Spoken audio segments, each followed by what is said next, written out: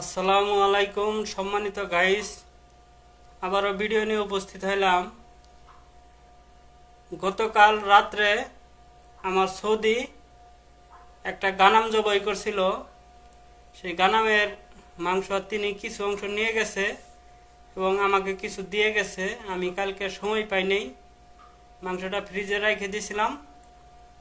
এখন আর কি অবসর সময় পাইছি, তো এখন এই গানামের মাংসটা কাটবো এবং আপনাদেরকে দেখাবো তিনি আমাকে কিসের কিসের মাংস দিয়ে গেছে।